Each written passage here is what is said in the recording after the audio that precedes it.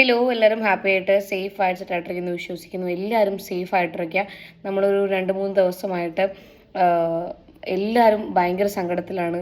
അറിയാം, വയനാട് എന്താ പറയുക, നമ്മുടെ നാടിനെ തന്നെ നടുക്കിയിട്ടുള്ളൊരു ദുരന്തമാണ് സംഭവിച്ചിരിക്കുന്നത്. അപ്പം അതിനെക്കുറിച്ച് അതിൻ്റെ വിശദീകരണങ്ങളും കാര്യങ്ങളൊന്നും തരാനല്ല ഞാൻ വന്നിട്ടുള്ളത്. അതുപോലെ തന്നെ ഒരു ദുരന്തം നമ്മുടെ കാലിക്കറ്റ് വിലങ്ങാട് എന്ന് പറയുന്ന ഒരു സ്ഥലത്ത് സംഭവിച്ചിട്ടുണ്ട്. എത്ര ചാനലുകളിൽ അത് വന്നു എന്നെനിക്കറിയില്ല, എത്ര മീഡിയ അത് കവർ ചെയ്തു എന്നും എനിക്കറിയില്ല. ഏകദേശം എല്ലാവരുടെയും കോൺസെൻട്രേഷൻ ഇപ്പം വയനാട് ആണ്. വയനാടേക്ക് സാധനം എത്തിക്കുക, അവരുടെ കാര്യങ്ങളൊക്കെയാണ്. അത് നല്ല രീതിയിൽ തന്നെ നടന്നുകൊണ്ടിരിക്കുന്ന സമയത്ത്, അതേ സമയത്ത് തന്നെയാണ് നമ്മുടെ ഈ കാലിക്കറ്റ് വിലങ്ങാട് എന്ന് പറയുന്ന സ്ഥലത്ത് ഈ ഒരു ദുരന്തം സംഭവിച്ചിട്ടുള്ളത്. അതിനെക്കുറിച്ച് ആൽബി എന്ന് പറഞ്ഞിട്ടുള്ള ഒരു ചേട്ടനിട്ടുള്ള വീഡിയോ ഞാൻ ജസ്റ്റ് ഒന്ന് പ്ലേ ചെയ്യാം. ചെറിയൊരു വെയിലൊക്കെ തെളിഞ്ഞു കാണുമ്പോൾ ഒരു സമാധാനമാണ്. പക്ഷെ നാട്ടിലെ അവസ്ഥ അങ്ങനെയല്ല. മഴ എന്ന് കേൾക്കുമ്പോൾ ഇപ്പോൾ പേടിയാണ്. ഞാനൊരു ചെറിയ അപ്ഡേറ്റ് ആയിട്ട് വന്നതാണ്. നമ്മുടെ തിരുവനന്തപുരത്ത് നിന്ന് ഇന്നലെ വയനാട്ടിലേക്ക് 4 ലോഡ് സാധനങ്ങൾ കയറ്റിവിട്ടിട്ടുണ്ട് 31-ാം തീയതി. നമ്മുടെ നാട്ടിലെ സിറ്റുവേഷൻ കൂടെ പറയാം. വിലങ്ങാട്, കോഴിക്കോട് ജില്ലയിലെ വിലങ്ങാട്. ഞാൻ ഈ കോഴിക്കോട് ജില്ല എന്ന് എടുത്തു പറയാനുള്ള കാര്യം എന്താണെന്ന് വെച്ചാൽ, കുറച്ച് പേർക്കെങ്കിലും ഒരു കൺഫ്യൂഷൻ ഉണ്ടായിട്ടുണ്ട്. വിലങ്ങാടും വയനാട്ടിലുള്ളതാണെന്ന്. അല്ല, വയനാട്ടിലല്ല, കോഴിക്കോട് ജില്ലയിലെ വടകര, നാദാപുരത്തിനൊക്കെ അടുത്തുള്ള സ്ഥലമാണ്. അവിടെയും സിറ്റുവേഷൻ അതിഭീകരമാണ് കേട്ടോ. ഈ വയനാടുണ്ടായ അതേ ഭീകരമായ അന്തരീക്ഷം തന്നെയാണ് വിലങ്ങാട് ഉണ്ടായിട്ടുള്ളത്. ആകെ ഒരു വ്യത്യാസം എന്താണെന്ന് വെച്ചാൽ, മിനിറ്റുകൾക്ക് മുമ്പ് ഈ ആൾക്കാരെയൊക്കെ കുറച്ചുപേരെങ്കിലും മാറ്റി താമസിപ്പിക്കാൻ പറ്റി. അതുകൊണ്ട് ഒരു 100ഓളം ജീവനുകൾ രക്ഷിക്കാൻ പറ്റി. പക്ഷെ ഈ മാറ്റി താമസിപ്പിച്ചവരൊക്കെ ഒന്ന് പുറകോട്ട് നോക്കുമ്പോൾ അവർക്കിപ്പോൾ ഒന്നുമില്ല. ഉണ്ടായിരുന്ന വീട്, സ്ഥലങ്ങൾ, സാധനങ്ങൾ എല്ലാം നഷ്ടപ്പെട്ടു. എന്താ ചെയ്യേണ്ടതെന്ന് അറിയത്തില്ലാതെ മുകളിലോട്ട് നോക്കി നിൽക്കുക. സത്യം പറഞ്ഞു, ഞാനിപ്പോൾ ഇങ്ങനെ ഒരു വീഡിയോ ചെയ്യാനുള്ള കാര്യം എന്താന്ന് വെച്ചാൽ, ഈ കോഴിക്കോട് ജില്ലയിലെ വിലങ്ങാടിന് ആവശ്യമായ മീഡിയ അറ്റൻഷനോ ഒരു ശ്രദ്ധയോ കിട്ടുന്നില്ല എന്നൊരു തോന്നലുണ്ടായി. ഒരു പേടിയുണ്ട് സത്യം പറഞ്ഞു. കാര്യം, വിലങ്ങാടേക്ക് എത്താനുള്ള പ്രധാനപ്പെട്ട പാലം ഉൾപ്പെടെ 5ഓളം പാലങ്ങൾ പൂർണ്ണമായിട്ട് നശിച്ചു. 12ഓളം വീടുകൾ പൂർണ്ണമായിട്ട് നശിച്ചിരിക്കുകയാണ്. റോഡുകളില്ല, സ്ഥലങ്ങൾ പോയി, വിലങ്ങാട് ടൗൺ തന്നെ കുറെ പോയി. അപ്പൊ ഈ സിറ്റുവേഷൻ ഒന്നും ആരും അറിയുന്നില്ലാത്ത പോലൊരു തോന്നല്. അങ്ങനെ വരാൻ പാടില്ല. നമ്മൾ എല്ലാവരും കൂടി ചേർന്ന് നിന്ന് നമ്മൾ നാടിനെ രക്ഷിക്കുമ്പോൾ അറിഞ്ഞില്ല എന്നുള്ളൊരു കാരണം കൊണ്ട് മാത്രം ഒറ്റപ്പെട്ടു പോകരുത് എന്നുകൊണ്ടാണ് ഞാൻ വീഡിയോ ഇടുന്നത്. ഇങ്ങനത്തെ ഒരു സിറ്റുവേഷൻ എല്ലാവരും ഒന്ന് അറിയണം, മീഡിയ അറിയണം എന്ന് തന്നെയാണ്. കാരണം ഒറ്റപ്പെട്ടു പോയ പോലത്തെ ഒരു ഫീല് നാട്ടുകാർക്ക് നമുക്ക് ആർക്കും വരാൻ പാടില്ല. അങ്ങനെ ചെയ്യുന്നത് ശരിയല്ല. പ്രത്യേകിച്ച് മലയാളികൾ അങ്ങനെ ചെയ്യാൻ പാടില്ല. അപ്പം സ്റ്റാൻഡ് വിത്ത് വയനാട് എന്നതിനോടൊപ്പം സ്റ്റാൻഡ് വിത്ത് വിലങ്ങാട്. അപ്പം അവിടെയും എന്താ പറയുന്ന ഈ പറയുന്ന പോലെ സഹായങ്ങൾ ആവശ്യമാണ്.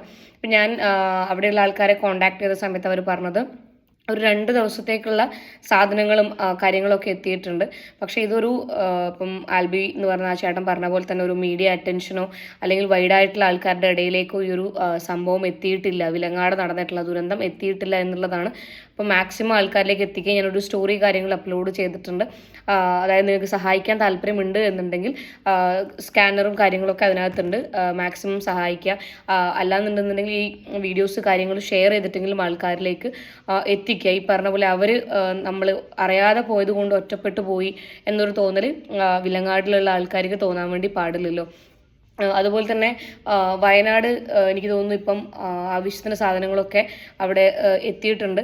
ഇതിന് പിന്നിൽ ഒരുപാട് നല്ല മനസ്സുകളുടെ എന്താ പറയുക, നല്ല മനസ്സുകളുടെ ഉടമകളുടെ എന്താ പറയുക കോൺട്രിബ്യൂഷൻ വളരെ വലുതാണ്. അവരെല്ലാവരും നമ്മൾ അപ്രീഷിയേറ്റ് ചെയ്തേ പറ്റുള്ളൂ. അതിൻ്റെ ഇടയിൽ എന്താ പറയുക, എല്ലാത്തിലും ഓരോ ആൾക്കാരുണ്ടാവും എന്ന് പറയുന്നത് പോലെ സ്വന്തം സ്വാർത്ഥ താല്പര്യങ്ങൾക്ക് വേണ്ടിയും പല രീതിയിലും ഉപയോഗപ്പെടുത്തുന്ന ആൾക്കാർ ഒരു സൈഡിലുണ്ട്. അത് അതിൻ്റെ വഴിക്ക് പോട്ടെ.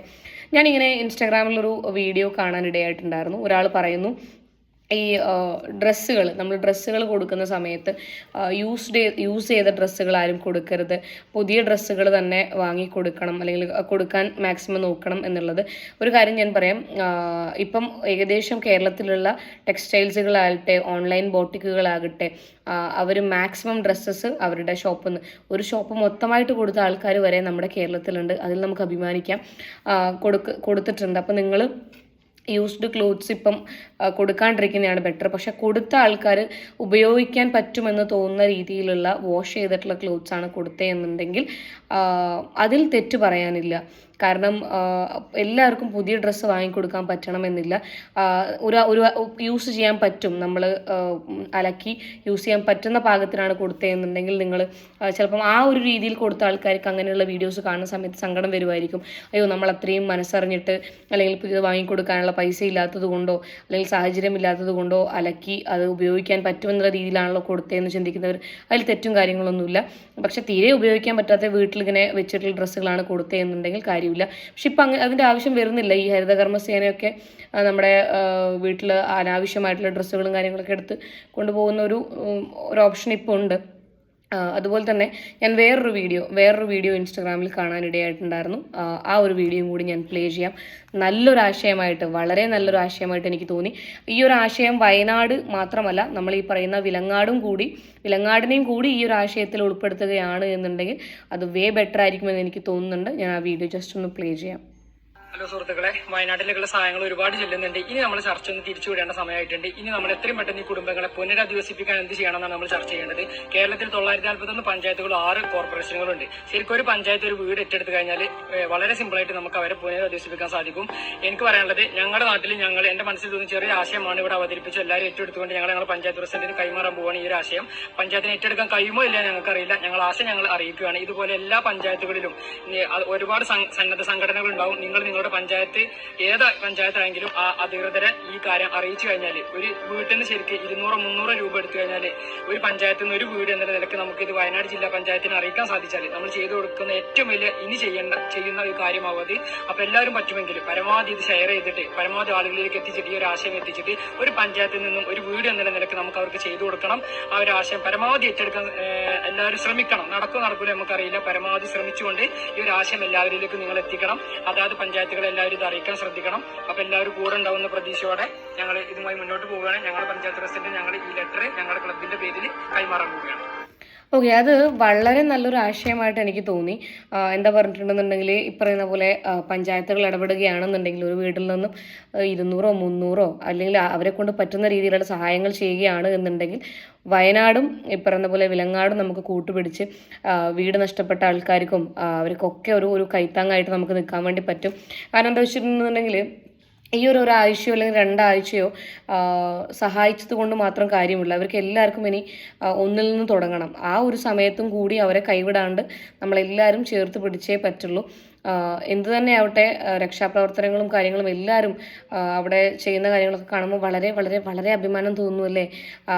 എന്താ വെച്ചിട്ടുണ്ടെങ്കിൽ മലയാളികൾ എപ്പോഴും ഒറ്റക്കെട്ടാണ്, മനുഷ്യന്മാരാണ് എന്ന് തെളിയുന്ന രീതിയിലാണ് നമുക്ക് ഓരോ വീഡിയോസും കാര്യങ്ങളും കിട്ടുന്നുള്ളത്. അതുപോലെ തന്നെ ഒരു വീഡിയോ കാണാൻ ഇടയുണ്ടായിരുന്നു. യാസിൻ വ്ളോഗ്സ് എന്ന് പറഞ്ഞിട്ടുള്ള ആളുടെ വിവാഹമാണ് ഇപ്പം 4th തോന്നുന്നുണ്ട്. അത് മാറ്റി വെച്ചിട്ട് അതിലേക്കുണ്ടായിരുന്ന പൈസ ഈ പറയുന്ന പോലെ വയനാട് ദുരിതബാധിതർക്കായി കൊടുക്കുന്നുണ്ടെന്നുള്ളത് വളരെ വളരെ വളരെ സന്തോഷമുള്ള ഒരു കാര്യമാണ്. അതുപോലെ തന്നെ ഒരു ആൾ വന്നിട്ട് അവിടെ എന്താ പറയുക, കുട്ടികളുണ്ടെന്നുണ്ടെങ്കിൽ മുലപ്പാൽ നൽകാൻ തയ്യാറാണെന്ന് പറഞ്ഞു. അതിലൊന്നും നമുക്ക് ഒന്നും പറയാനില്ല കേട്ടോ, സീരിയസ്ലി.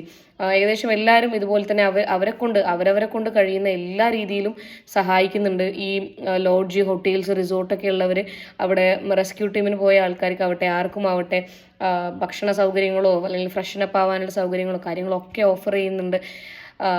എന്താ പറയുക, എപ്പോഴും മലയാളികൾ ഒരു പ്രശ്നം വന്നു കഴിഞ്ഞാൽ ഒറ്റക്കെട്ടാണ് എന്നുള്ളത് വീണ്ടും തെളിയിച്ചുകൊണ്ടിരിക്കുകയാണ്. എല്ലാവരും സേഫായിട്ടിരിക്കുക. മഴ നിൽക്കുന്നില്ല, കണ്ടിന്യൂസ്ലി പെയ്തുകൊണ്ടിരിക്കുകയാണ്. അപ്പം ഇതുപോലെ മലയോര പ്രദേശങ്ങളിലും അല്ലെങ്കിൽ അപകട സാധ്യതയുള്ള പ്രദേശങ്ങളിൽ നിന്നൊക്കെ ദയവ് ചെയ്ത് ഇവരെ മാറ്റി പാർപ്പിക്കാനുള്ള സാഹചര്യങ്ങളൊക്കെ ഒരുക്കി കൊടുക്കണം. It's A request. അതുപോലെ തന്നെ ഈ കടലോരങ്ങളിൽ തീരപ്രദേശം കോസ്റ്റൽ ഏരിയയിൽ താമസിക്കുന്ന ആൾക്കാരും അങ്ങനെ തന്നെയാണ്. അവിടുന്ന് മാറ്റി പാർപ്പിക്കാനുള്ള അല്ലെങ്കിൽ നിങ്ങൾ അവിടെ താമസിക്കുന്നവരോടാണ് വെറുതെ അപകടങ്ങൾ നമ്മൾ വരാതെ വന്നു കഴിഞ്ഞിട്ട് പിന്നെ പറഞ്ഞിട്ട് കാര്യമില്ലല്ലോ. നിങ്ങൾ ദയവ് ചെയ്ത് അവിടെ നിന്ന് മാറാനുള്ള സേഫായിട്ടുള്ള സ്ഥലങ്ങളിലേക്ക് മാറാനുള്ള കാര്യങ്ങളൊക്കെ എടുക്കുക. എല്ലാവരും സേഫായിട്ടിരിക്കുക. പരമാവധി വീട്ടിൽ തന്നെ ഇരിക്കാൻ ശ്രമിക്കുക. അനാവശ്യമായിട്ടുള്ള യാത്രകളും കാര്യങ്ങളൊക്കെ ഒഴിവാക്കി വീട്ടിൽ തന്നെ ഇരിക്കാൻ മാക്സിമം ശ്രമിക്കുക. സേഫായിട്ടിരിക്കുക എല്ലാവരും. അപ്പം ഈ വീഡിയോ ഷെയർ ചെയ്യുക. വിലങ്ങാട് എന്ന് പറയുന്ന സ്ഥലത്തുള്ളതും മീഡിയ അറ്റൻഷൻ കിട്ടേണ്ടതാണ്. നമ്മൾ വയനാടിനെ ചേർത്ത് പിടിച്ചതുപോലെ തന്നെ വിലങ്ങാടിനെയും കൂടി നമ്മൾ ചേർത്ത് പിടിക്കും എന്ന് നമുക്ക് കാണിച്ചു കൊടുക്കാം. താങ്ക്